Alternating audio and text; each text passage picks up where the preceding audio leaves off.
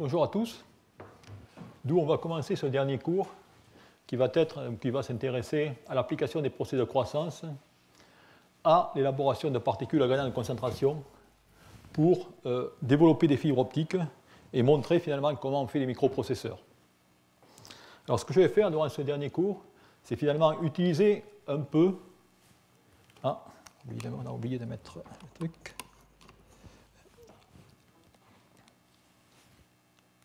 Voilà, un peu utiliser ce qu'on a vu, je dirais, durant ces 2 dernières années, notamment les méthodes de synthèse à haute température, la croissance cristalline, mais aussi les procédés d'élaboration de colloïdes, de sols, dans la chimie de solution, et comme on l'a vu la dernière fois, tout ce que sont les procédés de revêtement en couches minces par déposition physique ou déposition chimique. Et ce que je voudrais faire aujourd'hui, dans ce dernier cours, c'est finalement vous montrer comment on va pouvoir utiliser tout ça pour faire, je dirais, pour montrer comment la chimie a pu apporter des contributions énormes à certains domaines qui nous intéressent aujourd'hui plus particulièrement. Donc c'est la raison pour laquelle j'illustrerai ce cours par 3 exemples. Le premier va traiter tout simplement de particules à grande concentration pour ce que sont les matériaux d'électrode pour les batteries et la nouvelle génération de batteries à ion lithium. Le deuxième aspect va consister à vous montrer finalement comment cette chimie du solide, comment les procédés qu'on a vus ont pu permettre, je dirais, de certaines révolutions au niveau des fibres optiques. Et, tout dernièrement, je vous montrerai finalement comment cette maîtrise de la croissance cristalline, notre capacité à pouvoir faire des barreaux de silicium, a pu permettre le développement de tout ce qui est la microélectronique via les microprocesseurs et ainsi de suite. Donc voilà, si vous voulez, ce que je voudrais couvrir aujourd'hui pour terminer ce cours. Alors je commencerai tout d'abord par le premier cas, qui est le cas des matériaux d'électrode. Et ici, je trace tout simplement la stabilité thermique des différents composés en fonction de la capacité de décharge et de la concentration en cobalt. On va s'intéresser à ces matériaux qui sont des oxydes lamellaires, qui sont les oxydes, je dirais, utilisés aujourd'hui dans tous vos électrodes pour les batteries à ion lithium. Et vous voyez ici, on fait ce diagramme dans lequel on a la concentration en nickel. Vous avez cette capacité avec la stabilité thermique. Et vous voyez que si on augmente la concentration en nickel, on peut avoir des matériaux avec des capacités allant à 200, voire au-delà.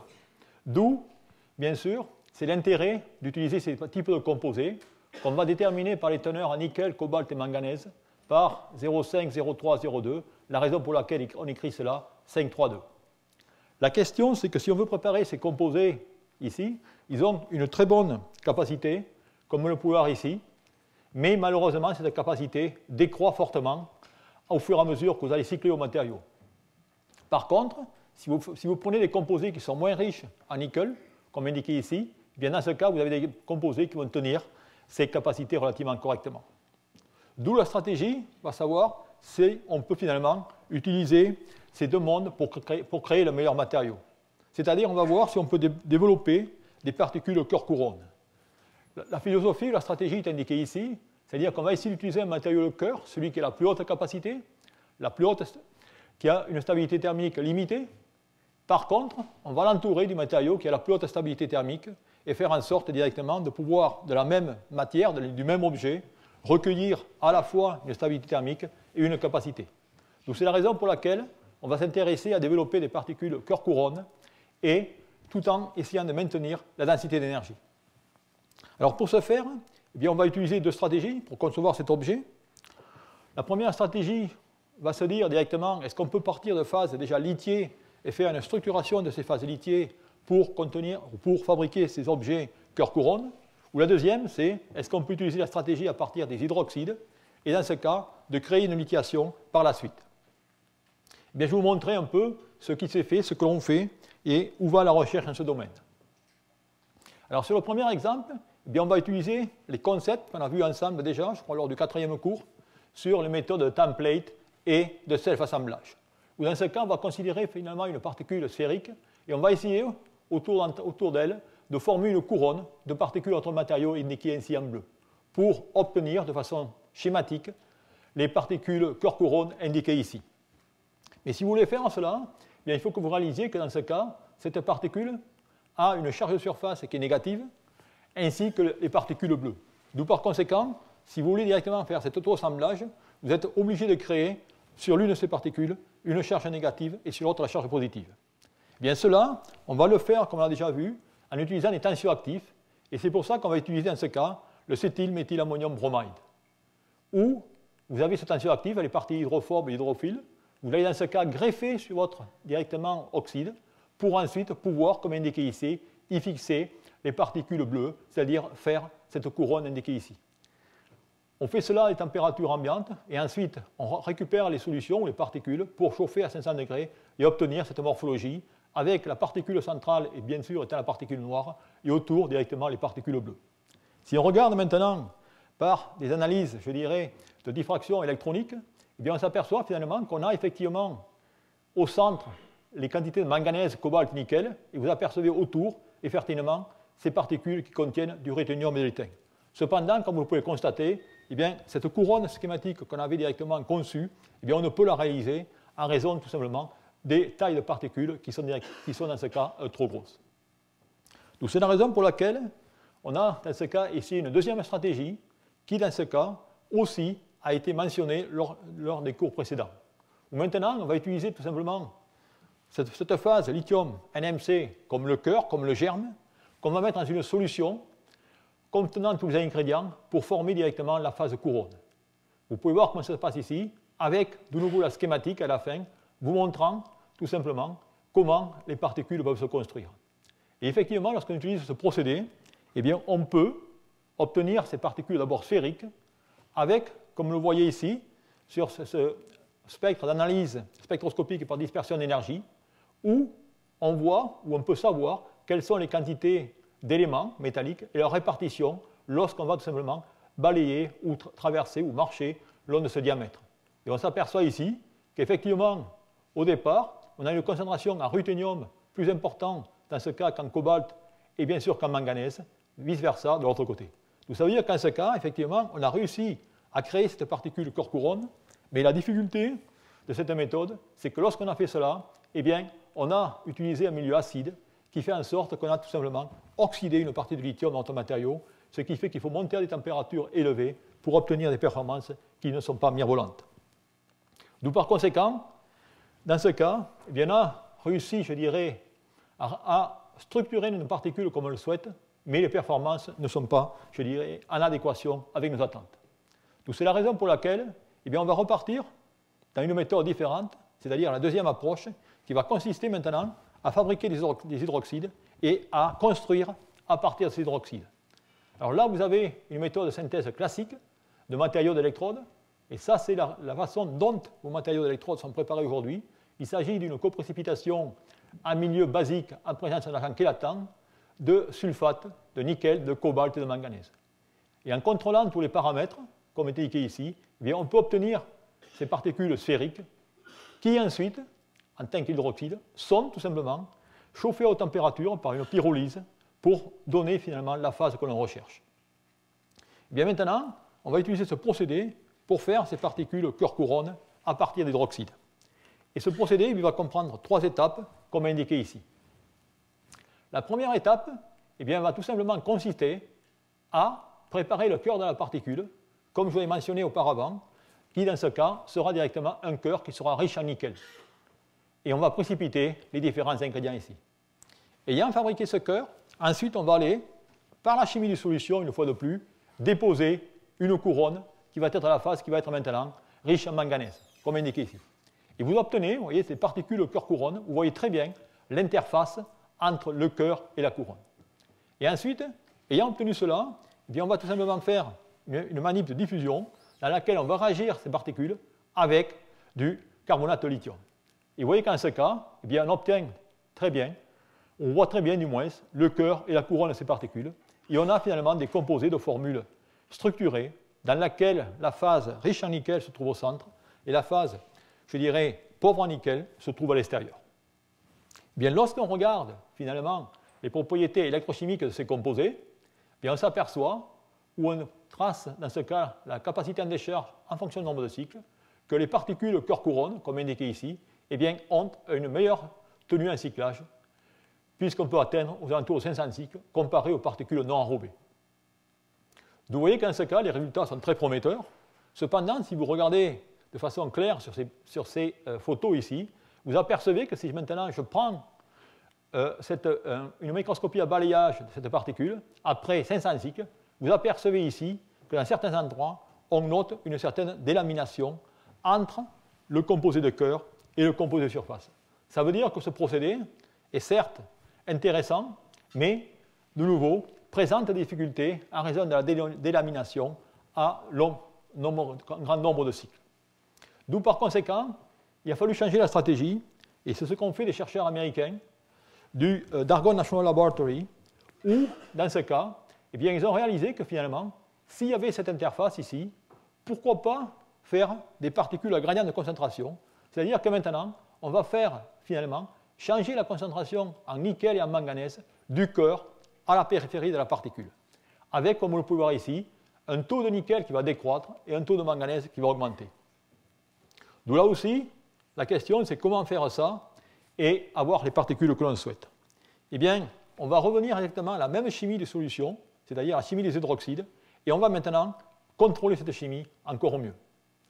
D'où on va pouvoir avoir deux approches une fois de plus, soit travailler sur, dans un premier temps, de faire un gradient de concentration tout simplement dans la couronne, et ensuite voir un gradient de concentration au travers de la particule. Et bien cela, bien sûr, peut se faire par un contrôle, je dirais, poussé de cette chimie des solutions. Et là, on atteint presque ce qu'on appellerait le génie des procédés, où vous avez le système qui va permettre de synthétiser tous ces hydroxydes avec les différents réservoirs, les différentes solutions riches en manganèse, solutions riches en nickel, avec les agents chélatants, l'ammoniac, dont je vais parler par la suite, ou l'hydroxyde d'ammonium, ainsi que la base, l'hydroxyde de sodium. Avec ces différentes valves qu'il va falloir contrôler selon la quantité de nickel, de cobalt, de manganèse que l'on veut mettre à l'intérieur. De tout ça, eh bien sûr, c'est du génie des procédés, ça va directement se modéliser. Vous avez ici le modèle, la modélisation, où vous avez les différents réservoirs. On peut en déduire les différentes équations pour finalement en déterminer la concentration des solutions que l'on devra ajouter en fonction du temps, de façon à avoir cette répartition, je dirais, linéaire, ou du moins contrôlée, des différents gradients et des différents éléments. Eh bien, si on fait ça, bien voilà ce que l'on peut faire si tout d'abord on essaie de contrôler finalement la concentration de la couronne, où ici vous avez tout simplement des mesures d'analyse par microsonde électronique. Vous voyez une fois de plus, regardez en noir, c'est la concentration en manganèse, et vous voyez que cette concentration en manganèse eh bien, va augmenter de l'issue du centre vers l'extérieur et vice-versa. D'où, vous voyez le nickel, excusez-moi, le nickel qui est en noir, eh bien, ce nickel va décroître à la surface, alors que le manganèse en bleu va augmenter. Donc ça veut dire réellement qu'on a dans ce cas augmenté la concentration en manganèse en surface, et vous voyez qu'en ce cas, le gradient de concentration, puisque les éléments changent tous dans la couronne.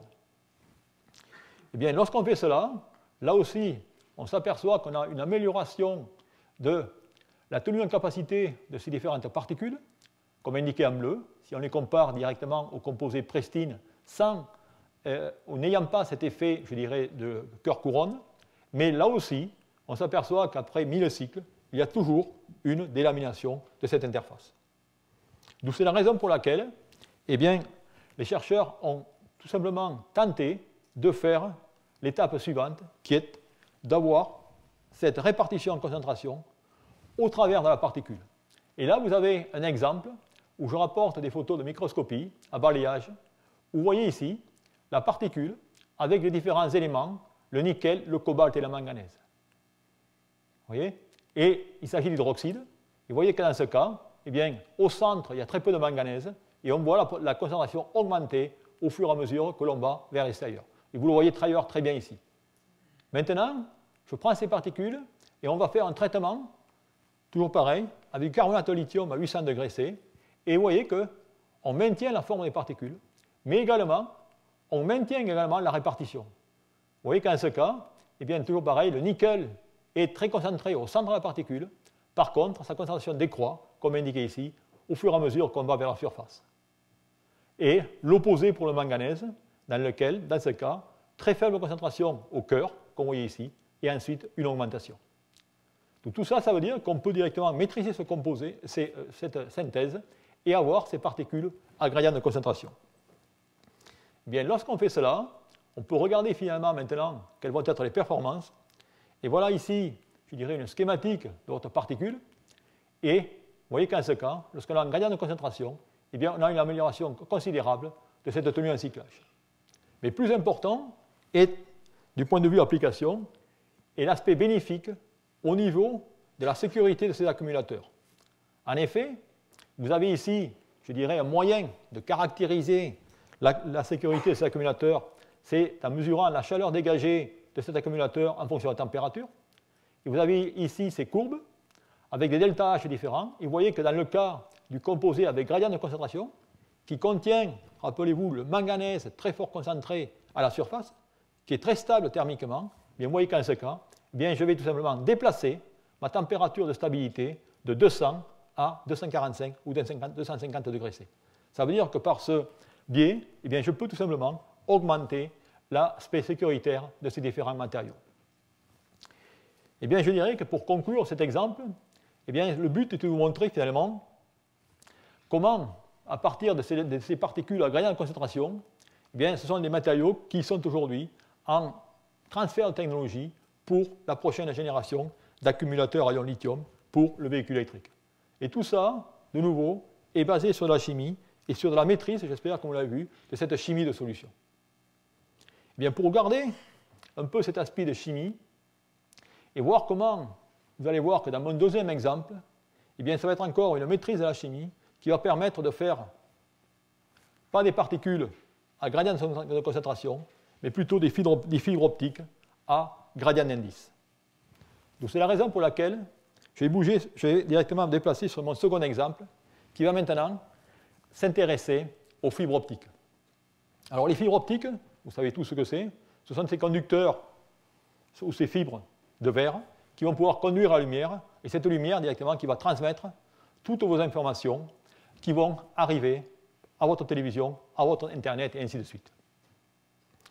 Alors, comme vous pouvez voir ici, je dirais que cette interaction, ou l'utilisation du verre en conjonction avec la lumière, n'est quand même pas récente, puisque les Grecs, je dirais bien avant,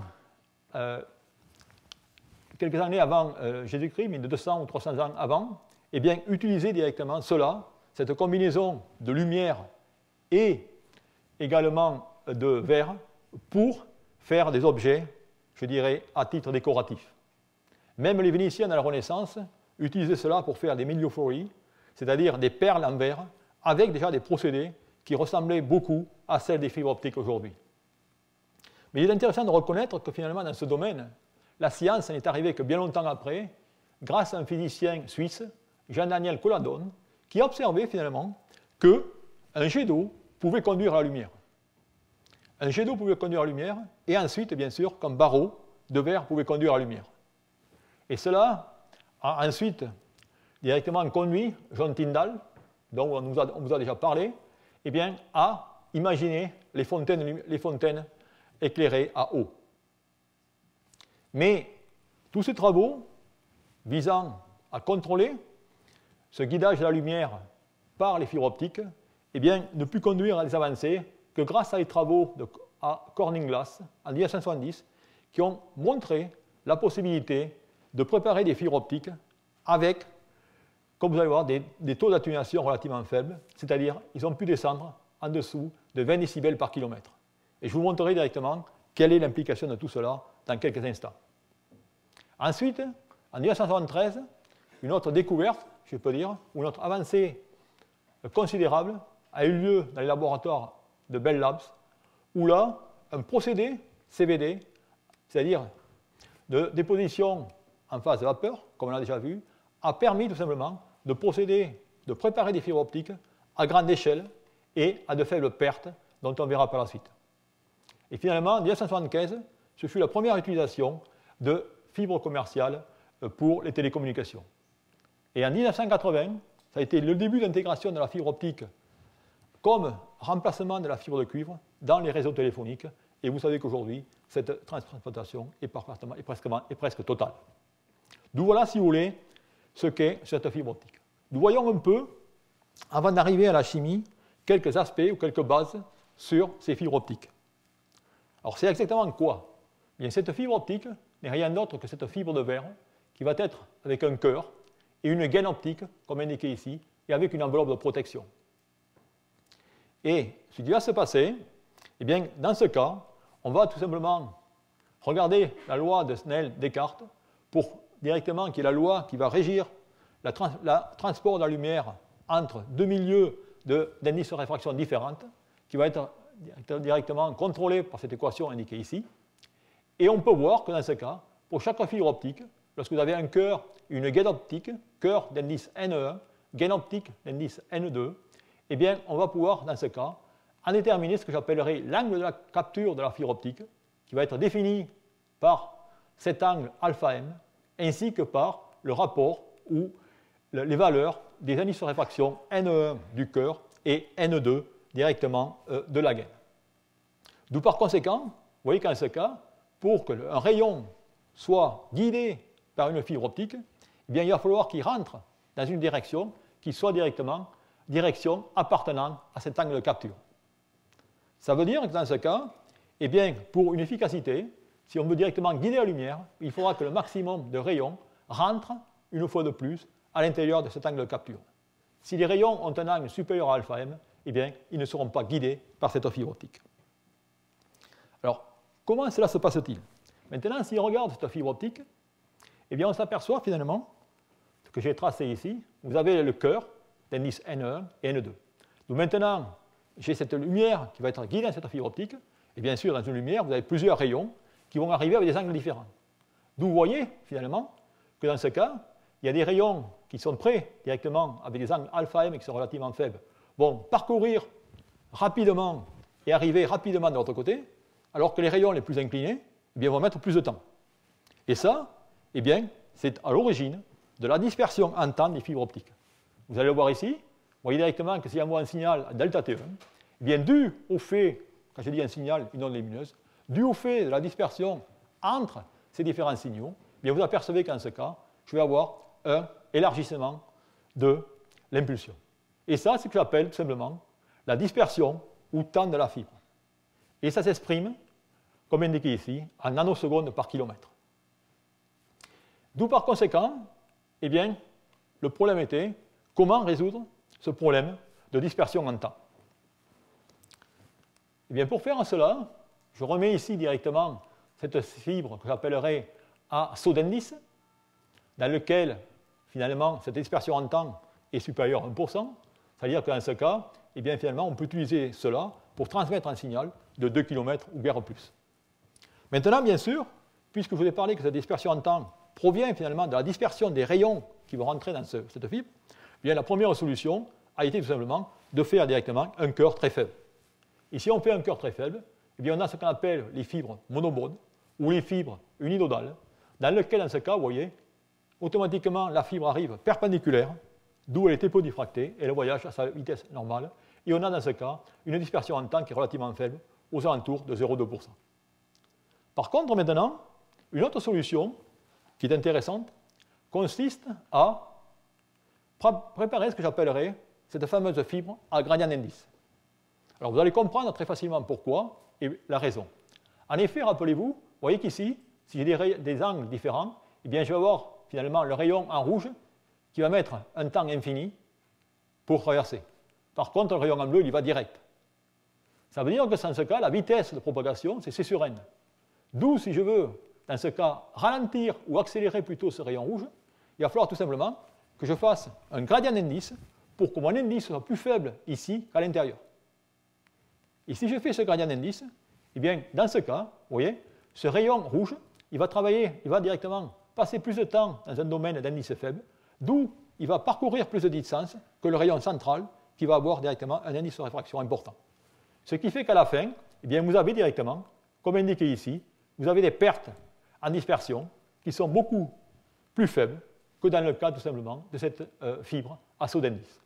Et ça, eh bien, il suffit tout simplement de construire des fibres dans lesquelles on va pouvoir ajuster cet indice de réfraction.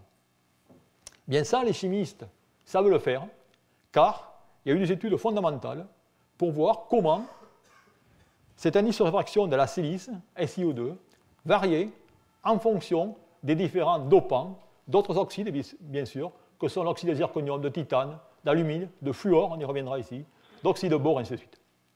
Et par conséquent, ayant cela, eh bien, on va pouvoir par la suite construire ces fibres à gradient d'indice en utilisant des procédés, comme on le verra, de nouveau, de déposition en phase vapeur et ainsi de suite. Donc voilà, si vous voulez, un des problèmes dans ces fibres optiques, ce qui a freiné leur développement. Mais un autre problème, je dirais, mais plutôt même un cauchemar, dans le cas des fibres optiques, a été, je l'ai mentionné, leur atténuation. En effet, si vous regardez maintenant la fibre optique, vous prenez un émetteur et vous prenez un détecteur, voilà la fibre optique en vert, eh bien, on peut définir ce qu'on appelle la perte ou l'atténuation par cette relation, c'est-à-dire qu'on va directement regarder la puissance sortie par rapport à la puissance entrée. Eh bien, si, dans ce cas, on a des matériaux de faible qualité, eh bien, ça veut dire qu'en ce cas, on va avoir directement des pertes gigantesques. Et c'est pour ça, jusqu'à 1970, on avait des pertes qui étaient supérieures à 20 décibels par kilomètre, qui faisaient en sorte qu'on ne pouvait pas utiliser tout simplement ces fibres optiques. Bien, pourquoi cela et d'où viennent ces pertes? Donc, si on regarde maintenant le spectre d'atténuation de la fibre de silice, comme je le mentionne ici, en fonction de l'atténuation en X, ou en Y, pardon, en fonction de la longueur d'onde, bien, vous observez ces courbes que je vais commenter. Tout d'abord, vous apercevez qu'il va y avoir des pertes UV à très faible longueur d'onde qui vont être dues directement, dans ce cas, aux transitions électroniques et aux transitions moléculaires. De la même, vous allez avoir des pertes infrarouges à plus longue longueur d'onde, dans l'infrarouge lointain, dues tout simplement aux vibrations des liaisons silicium-oxygène. Et enfin, vous avez ici, comme vous le mentionnez, la diffusion Rayleigh, ou la diffusion Rayleigh, excusez-moi. Et ça, bien, on l'a déjà vu, vous savez que la diffusion Rayleigh eh bien, est proportionnelle, ou inversement proportionnelle, à la puissance 4 à la longueur d'onde. Ça veut dire que, dans ce cas, eh bien, si les particules deviennent petites, cette absorption va être augmentée dans le domaine UV. Et c'est ce qui se passe. Vous voyez la diffusion Rayleigh qui est augmentée à basse longueur d'onde. Et cette diffusion Rayleigh, malheureusement, est un problème relativement intrinsèque aux matériaux, associé à des changements locaux d'indice de réfraction, mais également à des changements de concentration. Mais enfin, le problème le plus important, et qui a pris un temps énorme à résoudre, est tout simplement ces pics d'absorption de OH qui sont associés au procédé et qui ont directement le fait de travailler avec des hydroxydes et ainsi de suite. Donc, par conséquent, au jour d'aujourd'hui, dans les télécommunications, eh bien, on va utiliser 3 fenêtres. La première fenêtre qui va être de 800 à 900 nanomètres, la deuxième qui va être de 1250 à 1350, et la troisième de 1500 à 1600 nanomètres. Et vous voyez qu'en cette troisième fenêtre, eh bien, c'est là, finalement, où on va tout simplement avoir l'atténuation, je dirais, la plus faible. Eh bien, c'est la raison pour laquelle tous les câbles transocéaniques, ainsi de suite, travaillent dans ce domaine de longueur d'onde. Okay. Et ce domaine de longueur d'onde, eh bien, on peut encore jouer avec, dans ce cas, l'absorption ou l'atténuation, si bien qu'aujourd'hui, on arrive directement à 0,15 décibels par kilomètre. D'où, voilà directement où est-ce qu'on en est dans le cas de la fibre de silice, et on a atteint, je dirais, les limites d'atténuation dans ce cas. Alors, limite d'atténuation, je le mentionnerai, vous ne faites pas trop de soucis, puisqu'il y a eu une grande découverte en même temps, qui sont directement les amplificateurs à l'erbium. Je mentionnerai plus tard. D'où par conséquent, bien les chimistes, pour aller plus loin, il fallait changer de matériau, et c'est la raison pour laquelle eh bien, les fibres à base de fluor sont arrivées. Et là, vous avez directement le coefficient d'absorption, avec les plus importants, dans ce cas, ce qui est les pertes par décibel par kilomètre, pour SiO2, et directement pour les verres fluorés. On voit toujours, dans ce cas, de nouveau, l'augmentation, dans le cas de l'infrarouge, due aux absorptions et aux liaisons métal-oxygène, et au métal fluor. Mais vous pouvez voir ici qu'avec directement le cas des verres fluorés, on peut avoir des fibres avec des pertes d'atténuation qui sont extrêmement faibles. Malheureusement, la nature n'est pas toujours, je dirais, participante avec nous, puisque dans ce cas, ces fibres fluorées vont aussi réagir à l'humidité et vont créer quelques problèmes lors de la fabrication. D'où c'est la raison pour laquelle des matériaux d'ailleurs qui ont été développés à Rennes, dans un groupe français, et sont les composés connus sous le nom de Ziblin, puisqu'ils sont formés de ces 4 ou 5 constituants que sont fluorure de zirconium, barium, lantane, aluminium et sodium. Donc voilà, si vous voulez, comment la chimie a permis d'améliorer cette recherche en abaissant l'atténuation de ces fibres. Alors maintenant, voyons comment l'aspect procédé a également permis de construire ces fibres. Alors on va, dans ce cas, passer en élaboration différents procédés que sont, comme indiqué ici, tout d'abord le procédé ou la méthode des 2 creusets. Cette méthode de creuset, finalement, qui consiste à utiliser 2 creusets périphériques, dans lequel, dans ce cas, ils sont encastrés l'un dans l'autre. Et vous voyez que le creuset de centre est là où se trouve le vert, correspondant au vert est le creuset de centre, et le creuset périphérique est là où se trouve la gaine. Bien, qu'est-ce qu'on va faire dans ce cas? On va porter directement ce four à haute température. Ça va créer tout simplement, je dirais, le ramollissement et la fusion de ces verres. Il va y avoir écoulement, formation d'une coulée et étirement de la fibre optique. Et on va obtenir ces fibres optiques avec les cœurs, gaines et ainsi de suite. Bon, ce procédé a été utilisé, je dirais, au départ, mais aujourd'hui est délaissé pour la bonne et simple raison, c'est que dans ce cas, il y a une contamination énorme du verre avec, je dirais, les matériaux formant les creusets, ce qui fait qu'en ce cas, eh bien, il y a des pertes, je dirais, des atténuations relativement importantes dues à toutes ces impuretés, tous ces défauts. La deuxième approche va consister, la plus utilisée de loin, à préparer ces fibres optiques à partir de préformes. Et là, eh bien, on va avoir des méthodes de 3 étapes. Il va y avoir tout d'abord l'élaboration de la préforme, l'étirage de la fibre à partir de la préforme, et ensuite on verra un processus de revêtement ou de gainage, dont j'ai mentionné, pour protéger la fibre lors de son installation, et ainsi de suite. Alors dans ce cas, eh bien, le premier procédé qui a directement été vraiment une réussite est celui dont je vous mentionnais déjà, qui est le procédé qui a été développé par la dépôt en phase chimique ou en phase vapeur, qui est le MCVD, qui a été développé dans les laboratoires de Labelle en 1973. Alors ce procédé, ou le schéma de ce procédé est indiqué ici. Il consiste tout d'abord à l'utilisation de composés halogénés, liquides, voire gazeux, mais ici on utilise des composés halogénés pour la bonne et simple raison, pourquoi je vous l'ai mentionné, c'est qu'on ne veut pas du tout d'abord de contamination avec les groupes hydroxyles. Donc dans ce cas, on va tout simplement chauffer ces composés sous flux d'oxygène pour obtenir des gaz qui vont directement pénétrer cette zone scellée qui est tout simplement un tube de quartz. Et bien sûr, vous avez un mélange de gaz qui va vous permettre de contrôler les quantités de SiSL4, PoCl3 que vous allez pouvoir mettre. Et on va venir déposer dans ce tube de quartz, que vous voyez ici, qui est passé sur un tour, qui va tourner des couches successives de suie de silice avec des dopants comme GSL4 ou GeO2 et ainsi de suite. Et lorsqu'on est à cette température, eh bien, les réactions qui se produisent sont indiquées ici. Vous allez avoir des oxydations des groupements halogénés pour conduire directement à la silice, bien sûr, qui va être le constituant majeur de la fibre optique, mais avec des impuretés qui vont être les dopants, GO2, P2O5 et P2O3, qui vous permettent d'ajuster l'indice de la fibre comme vous le voulez. Et on va tout simplement déposer des couches successives. Alors comment cela fonctionne?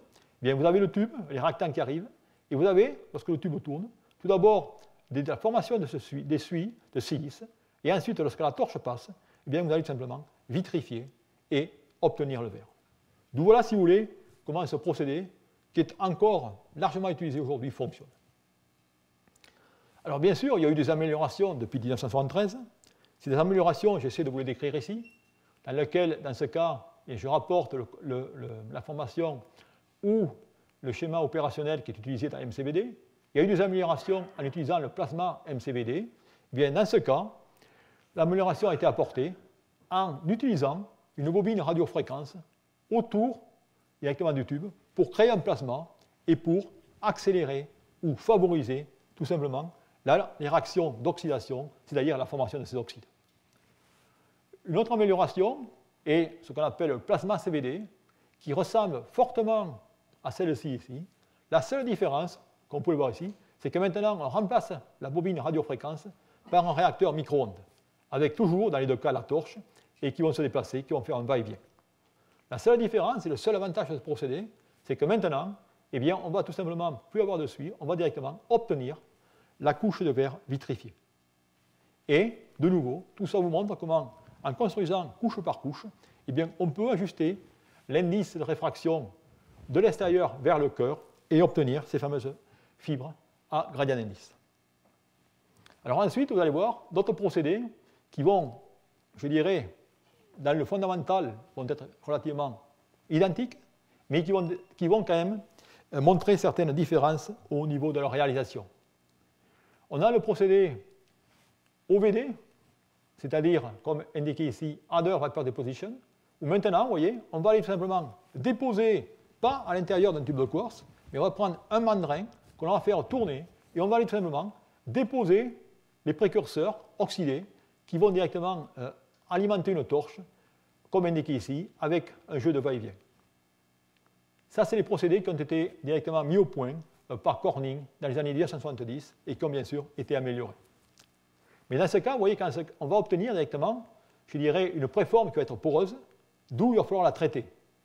Et dans ce cas, il va y avoir un traitement qui, comme vous pouvez voir ici, eh bien, puisque dans ce cas, on est exposé à de l'humidité, si je peux dire, à des groupes hydroxyles, eh bien, il va y avoir une étape de fabrication de la préforme, de frittage, qui va se faire directement avec des gaz déhydratants, comme un mélange d'hélium et de Cl2, pour obtenir, pour collapser cette préforme et avoir la préforme qui va être prête à l'étirage par la suite. Donc voilà, si vous voulez, une autre méthode. Une troisième méthode, ça, je dirais, qui a été développée au Japon, c'est-à-dire que chaque pays, si je peux dire, ou SAC, on a vu Bell Laboratories, et maintenant avoir Nippon Telephone et Telegraph Laboratories, c'est-à-dire toutes les compagnies qui ont été, je dirais, les leaders dans les télécommunications, qui ont développé leur procédé de fibre optique.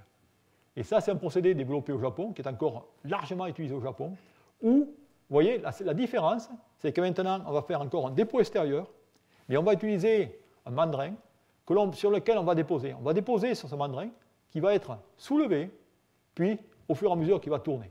Ce qui fait qu'on va créer là aussi notre préforme comme indiqué ici. Et là, on fait tout à une seule étape. Vous voyez, dans ce cas, si je peux dire, deux répartitions de la colonne, avec des vides différents, c'est-à-dire que la préforme va être remontée, passée à l'intérieur du four, qui va être mise sous l'atmosphère déshydratante, pour que cette préforme soit, une fois de plus, déshydratée. On essaie de sortir le plus d'OH et vitrifier en même temps. Et lorsqu'on fait ça, eh bien, vous voyez ce qu'on peut obtenir. Ça, c'est les records, je dirais. Cette méthode est aussi, je dirais, est comparable à la méthode développée par les laboratoires de la Bell, où les taux de concentration en OH sont de 0,3 ppm, ce qui conduit à des atténuations de 0,157 décibels par kilomètre. Donc voilà, si vous voulez, ce qui a pu se faire en contrôlant des procédés de dépôt en chimie phase-vapeur. Alors, une fois que vous avez fait toutes ces préformes, eh bien sûr, le dernier point est de fabriquer la fibre. Et comment vous faites cela? Eh bien, vous prenez ces colonnes de fibrage, de tir de fibrage, où vous avez un four, vous allez alimenter la préforme dans ce four, ce qui fait qu'il va y avoir ramollissement, puis fusion, une goutte va se former, et le fil va commencer à s'étirer. Et on va tout simplement contrôler, bien sûr, de façon rigoureuse, le diamètre de ce fil. Et ensuite, ce fil, eh bien, comme vous pouvez voir ici, il va passer dans deux fours, ou dans deux récipients, excusez-moi, qui vont contenir des polymères. Et c'est là où on va mettre cette fameuse gaine de protection. Et cette gaine de protection va être faite de polymères différents, car on va faire une gaine intérieure et une gaine extérieure, avec des taux de durcissement différents. Et ces taux de durcissement vont être ajustés par la température, mais également par, je dirais, des mécanismes de réticulation UV pour réticuler ces polymères. Et chaque fois, eh bien, on contrôle de façon très précise ce diamètre des fibres. Et ensuite, vous allez enrouler les fibres et vous avez des kilomètres de fibres que vous pouvez tirer. Eh bien, au niveau industriel, tout ça eh bien, se fait dans ces, je dirais, ces colonnes de tirage, qui sont des colonnes, je dirais, de 5 ou 6 mètres de haut, où vous voyez ici la fibre optique a été récoltée. Eh bien, cette fibre optique, comme vous savez, elle est actuellement partout. Vous apercevez ici des connexions, des câbles de fibre optique, et c'est la raison pour laquelle maintenant on peut communiquer dans tous les continents et ainsi de suite. D'où cet exemple, une fois de plus, était là pour vous indiquer comment la chimie du solide, la chimie des composés inorganiques, a permis, je dirais, cette révolution technologique grâce tout d'abord à la possibilité à formuler des verres de différents indices de réfraction, mais également à créer ces fameuses fibres à gradient d'indice ou à, je dirais, saut d'indice. Et une autre découverte, ou une autre avancée, je dirais, considérable due à la chimie, a été effectivement la création ou développement de ces amplificateurs à erbium, c'est-à-dire des amplificateurs à fibre optique sur la base de composés vitrés dopés à l'erbium. Ça veut dire qu'en ce cas, eh bien, ce qui se passe, c'est qu'il y a une réaction chimique entre les ions erbium et la lumière, qui fait en sorte que ces ions sont excités et ensuite vont relâcher l'énergie, qui vont relâcher des photons pour augmenter directement la fibre optique. Ce qui fait que si vous, par exemple, parce que vous prenez un câble transocéanique, eh bien, tous les 50 km, vous avez tout simplement ces amplificateurs dopés à l'erbium qui vont tout simplement re-augmenter le signal et ainsi de suite. Ce qui fait qu'en ce cas, eh bien, on peut avoir des distances parcourues de plusieurs centaines, voire milliers de kilomètres. D'où voilà, si vous voulez, pour conclure cet exemple, ce second exemple sur l'apport de la chimie, qui était cette fois dans le cas des fibres optiques. Et enfin, pour terminer, eh bien, je voudrais maintenant m'intéresser au troisième cas, qui va être le microprocesseur. Et là, mon but aussi, de façon relativement simple et rapide, de vous montrer comment on peut passer par la chimie du grain de sable au microprocesseur.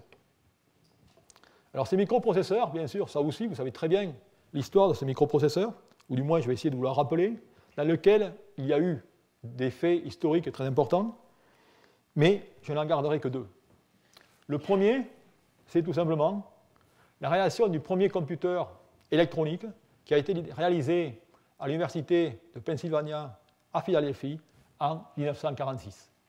Vous avez ici le premier computer électronique qui a permis d'obtenir une plus grande vitesse de calcul, et celui-ci, eh bien, il occupait une surface de 160 m², il était de 30 tonnes, il comprenait 170 000 tubes électroniques et plus de 6 000 connecteurs. Et ces 6 000 connecteurs, eh bien, il fallait tout simplement les changer manuellement pour pouvoir câbler votre computer et réaliser les calculs que vous souhaitez. Et d'ailleurs, il y a une petite anecdote qui dit qu'en 1947, ce computer s'est arrêté totalement. Et il a fallu pas mal de temps aux ingénieurs pour comprendre finalement la raison de cette panne. Et il se trouvait que finalement, c'est une mythe qui était coincée dans un relais qui a créé ce court-circuit. Et c'est là que vient le mot du premier bug en informatique. Donc voilà, si vous voulez, ça. Mais plus sérieusement, eh bien, je crois que les plus grandes avancées proviennent encore des laboratoires de la Bell en 1947, grâce à ces trois chercheurs, John Bardeen, William Shockley et William Brighton. Et pour la petite histoire, John Bardeen est un prix Nobel qui a eu le prix Nobel 2 fois, en 1956 bien sûr pour son travail sur la fibre optique, et pour le transistor, excusez-moi, et en 1972 pour ses calculs et sa théorie sur les supraconducteurs. D'où, on va voir maintenant qu'est-ce que le transistor et comment le construire. Alors un transistor, eh bien, c'est tout simplement, on peut le décrire simplement de la jonction de deux jonctions PN en opposition. Et vous avez dans ce cas le transistor bipolaire qui peut finalement être, je dirais, assimilé à un robinet dans lequel, si maintenant vous appliquez directement un faible courant, vous allez avoir l'ouverture du robinet qui va provoquer l'émetteur à recevoir tout un courant du collecteur comme indiqué ici.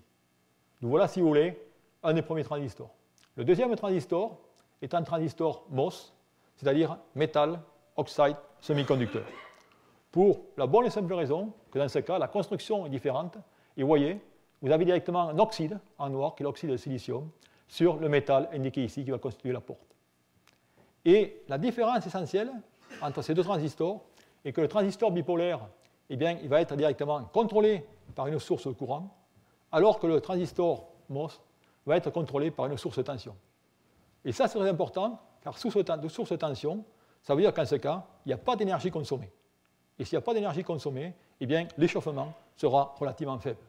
Et c'est la raison pour laquelle toute la microélectronique, tous les microprocesseurs vont utiliser ce genre de transistors. Alors ces transistors, bon, vous savez, plus que moi, à quoi ils servent, eh bien, ils servent tout simplement à faire de l'amplification de signal, à stabiliser les tensions, mais surtout, ils servent comme interrupteurs 0,1 dans les circuits logiques, c'est-à-dire ils permettent le passage de systèmes analogues à des systèmes digitaux binaires. Et ils sont à l'origine de tous les calculs et de toute la microélectronique. Alors pour faire ces transistors, eh bien, comme on peut voir ici, on va utiliser, vous voyez, ils sont tous basés sur des semi-conducteurs avec du silicium, et on va voir également du SiO2, pour des raisons différentes. D'où par conséquent, il va falloir fabriquer ce silicium. Et c'est là que la chimie va intervenir. Et là aussi, je tiens à dire que si ces transistors ont pu fonctionner, c'est grâce à la capacité à pouvoir obtenir du silicium avec des taux de pureté records par des procédés, je dirais, innovants. Alors tout d'abord, si on prend directement du sable, eh bien effectivement on peut prendre du sable, ça se fait comme ça, ou d'abord on peut préparer du silicium, je dirais, de qualité métallurgique, 98%. Et dans ce cas, on fait des réactions, comme ici, une réduction à haute température par du carbone ou par du CaC2. Et on obtient, dans ce cas, du silicium. Mais ce silicium, il contient des impuretés que sont le fer, l'aluminium et autres. D'où par conséquent, il va falloir faire une purification de ce silicium.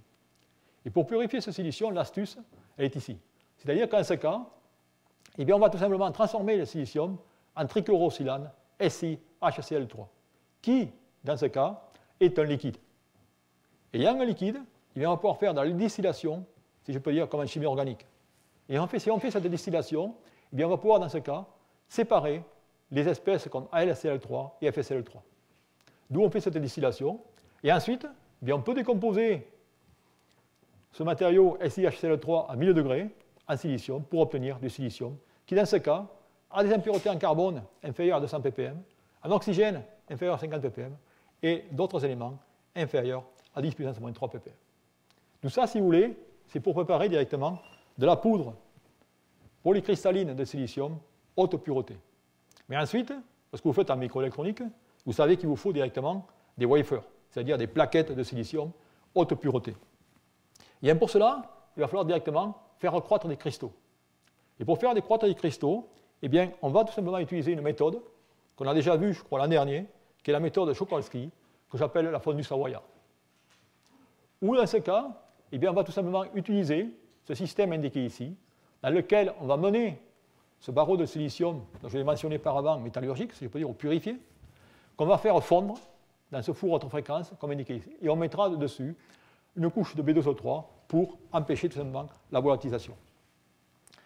Ensuite, on fait tourner le haut et le bas de façon différente pour avoir une certaine agitation. Et notez qu'on va tout simplement faire croître ces barreaux de silicium en venant ici insérer un germe dans cette partie fondante.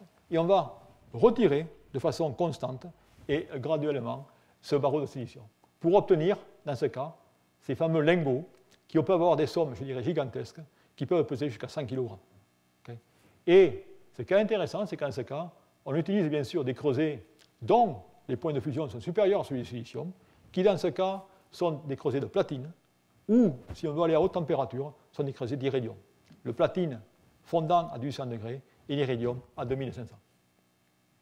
Donc voilà comment on prépare ces lingots. Et ces lingots, ensuite, eh bien, on va pouvoir, selon le type de germe qu'on va mettre, orienter leur croissance. Vous allez voir pourquoi cela est important aussi. Et ainsi de suite. Ensuite, on va tout simplement, comme vous pouvez le voir ici, découper ces barreaux de silicium pour en faire des wafers. Des wafers, ou des plaquettes, qu'on va nettoyer et polir pour obtenir cette fameuse surface brillante. Et là, vous voyez qu'on peut obtenir, alors actuellement, des wafers, c'est-à-dire des barreaux de silicium qui peuvent avoir directement 20 cm de diamètre. Et bien sûr, on peut les obtenir selon différentes directions cristallographiques. Et ça, c'est important, car ici, je vous montre directement la projection des atomes de surface selon qu'on fait croître du silicium selon des directions 1, 1, 0, 1, 0, 0 ou 1, 1, 1. Pourquoi? Parce que lorsqu'il va falloir doper le silicium, on va le faire directement par implantation ionique. Et vous allez voir que dans ce cas, eh bien, si je peux dire, les ions vont être implantés sur cette surface, je dirais comme du beurre, elle est relativement ouverte. Par contre, dans ce cas, il vous faudra directement un rayonnement énergétique beaucoup plus puissant. D'où gardez ça en mémoire. D'où ayant cela, eh bien, ensuite, on va commencer à voir le procédé. Et comme je l'ai mentionné, lorsqu'on parle de transistor, il y a toujours le silicium et son matériau père, si je peux dire, SiO2. Et pourquoi? Vous allez voir que SiO2, finalement, a une importance presque aussi capitale que le silicium. Le silicium, vous savez tous, c'est un semi-conducteur. C'est la raison pour laquelle on peut faire ces fonctions Pn, ainsi de suite. On peut le doper plus ou moins. Et par contre, vous avez SiO2 qui est un isolant avec un gap qui est relativement gigantesque de 9 électronvolts. D'où par conséquent, il va pouvoir finalement bloquer le courant. Mais ce composé, il résiste, très résistant mécaniquement. Il a une bonne adhésion au matériau mère, qui est le silicium, faible constante électrique, et va empêcher la diffusion d'impuretés, même d'ions, lors de l'implantation. D'où c'est la raison pour laquelle il va falloir également maîtriser cette croissance de SiO2. Et pour ce faire, bien sûr, on peut préparer SiO2 à partir de silicium et d'oxygène, mais si on le fait à 1000 degrés, ça n'a pas beaucoup de sens, puisque finalement, lorsque vous travaillez dans les semi-conducteurs, à 1000 degrés, vous ne pouvez pas traiter vos semi-conducteurs. Donc par conséquent, il faut baisser les températures, et c'est la raison pour laquelle on va tout simplement faire réagir directement du xylane, de l'oxygène, ou du xylane avec des protoxydes d'azote, à des températures, je dirais, relativement plus basses. Et on va obtenir des couches de SiO2. Et ayant cela, eh bien maintenant, on est presque prêt, si je peux dire, à commencer ce circuit intégré. Alors ce circuit intégré, eh bien, il va d'abord se faire dans des salles sèches, car vous allez voir que des graines de poussière peuvent être directement très néfastes à la qualité des matériaux qu'on va préparer. Et vous allez voir qu'en ce cas, eh bien, il va y avoir des procédés relativement pas complexes, mais qui vont être répétitifs. C'est-à-dire que chaque fois qu'on va aller mettre une couche, il va y avoir cette étape où il va falloir finalement déposer, protéger, exposer et graver. Et vous avez toutes ces étapes qui sont décrites ainsi. Donc ce que je vais faire maintenant, c'est vous montrer un peu comment ces différentes étapes se forment et comment on va arriver au procédé final. Alors je vais commencer par la première étape, qui est l'étape, je dirais, systématique, qui va être la même, où on va finalement mettre une photorésiste. Et ce photorésiste va être essentiel, car c'est elle qui va nous permettre finalement de développer un circuit, et ainsi de suite. Ensuite, cette photorésiste, eh bien, on va tout simplement l'exposer à un rayonnement UV. Et on va l'exposer grâce à un photomasque. Et ce photomasque, j'appellerais, c'est presque le stencil en microélectronique. C'est-à-dire qu'il est très important, car c'est lui directement qui va me permettre de transférer le dessin de mon circuit, de ma plaque, à cette résine polymère, qui va être directement garder l'image latente de ce dessin, de ce stencil. Et cela se fait par ce rayonnement UV comme indiqué ici. Ensuite, eh bien, il va falloir que je développe cette résine. Et ça, c'est presque comme vous faites à la photographie. Vous allez directement exposer cette résine dans différentes solutions d'acide, ainsi de suite. Mais il y a quand même une différence à réaliser, c'est qu'il va y avoir deux sortes de résines. Il va y avoir des résines que j'appellerais positives et des résines négatives. Pourquoi? Vous allez comprendre très facilement la raison. Les résines positives, eh bien, dans ce cas, sont des résines qui, sous rayonnement UV, vont conduire à des transformations chimiques qui vont finalement solubiliser cette résine. C'est la raison pour laquelle, lorsqu'on va faire la révélation, vous apercevez qu'en ce cas, eh bien, je vais dissoudre la résine dans la partie qui a été exposée. Par contre, vous avez des résines négatives, et certains d'entre vous ont peut-être reconnu ici la résine phénolformaldéhyde. Rappelez-vous, c'est une résine que j'ai utilisée dans mon 3e cours pour faire tout simplement des gels de carbone et de préparer des carbones mésoporeux. Vous avez également des résines négatives, et dans ce cas, c'est tout simplement ces groupes époxy, où là, la différence, vous voyez, c'est que maintenant, eh bien, lorsque je vais envoyer un rayonnement UV, ce rayonnement UV va réticuler directement le polymère, c'est-à-dire va le solidifier. Ce qui fait que lorsque je fais la révélation, eh bien, c'est cette partie qui va maintenant rester. D'où, ayant fait cela, eh bien, on peut maintenant obtenir, comme on peut voir, ces différentes sortes de patterns, et on peut continuer ensuite. Alors, vous voyez, maintenant, j'ai directement sorti directement ou fait l'empreinte de mon film. Maintenant, je veux directement sortir SiO2. Dans ce cas, je vais utiliser directement une utilisation d'un plasma, c'est-à-dire que je vais tout simplement envoyer des ions à la surface qui vont bombarder et qui vont éjecter les atomes de surface pour obtenir finalement ce film avec sa gravure comme indiqué ici.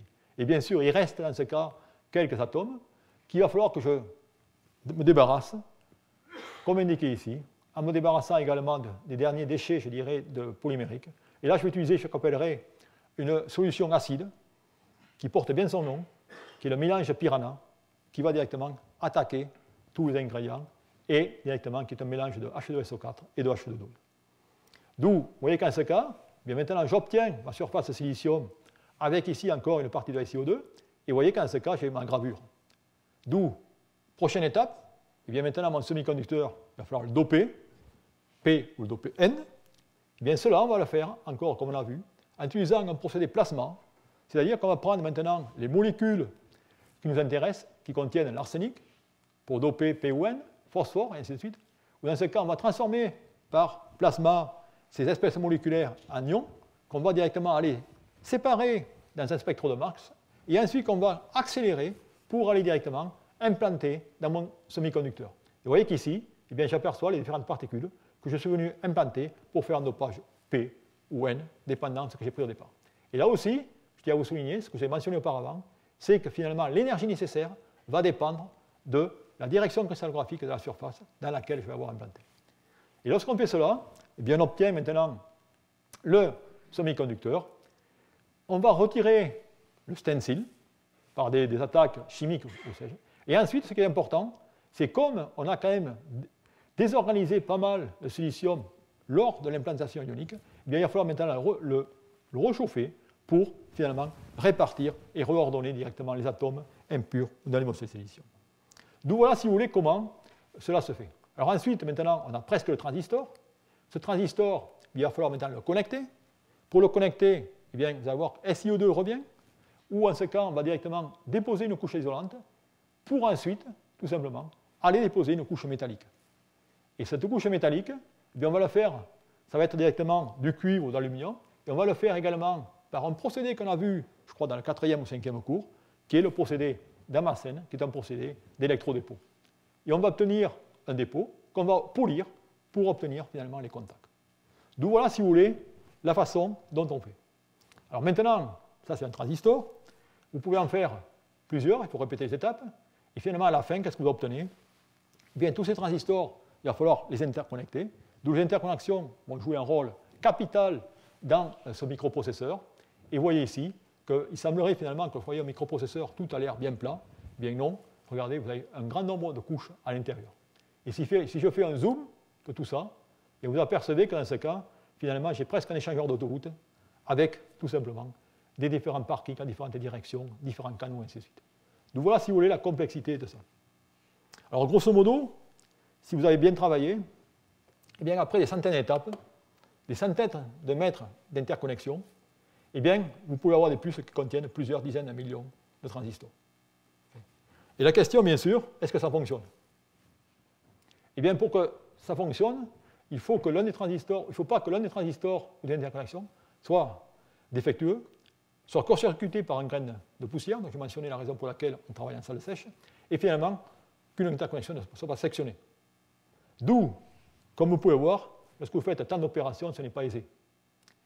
Et quand je vais vous montrer un peu finalement la simple comparaison pour évaluer le degré d'exigence de ce procédé, eh bien, je vais comparer directement une wafer à la carte de la France. Grosso modo, ça veut dire que pour que mon transistor fonctionne, ça serait l'équivalent directement d'avoir toutes les habitations ou toutes les ampoules dans les habitations en France dans lesquelles aucune soit défectueuse et fonctionne tout le temps. Vous voyez, c'est totalement impossible. Eh bien, un transistor fonctionne parfaitement malgré toutes ces connexions, et ainsi de suite. Donc ça montre finalement la maîtrise du procédé qui a été obtenue par ces différentes approches de microélectronique et ainsi de suite. D'où, pour plus ou moins terminer, eh bien, vous savez tous que les transistors sont fortement utilisés. Vous avez ici le nombre de transistors par personne. Je me suis arrêté ici, je n'ai pas trouvé un graphe ou un supplémentaire, mais on était déjà dans ce cas à 1 milliard, et vous voyez que maintenant ça va être à 4 ou 5 milliards. Et bien sûr, on suit toujours la loi de Moore, et si vous lisez les journaux, certains se demandent jusqu'à combien on va la suivre, puisqu'aujourd'hui on est en une radiation de 10 ou 12 nanomètres, mais les optimistes disent on va directement la suivre, voire l'augmenter, car maintenant, tout l'enjeu est de passer tout simplement au transistor quantique, où maintenant on va descendre directement à l'échelle de l'atome.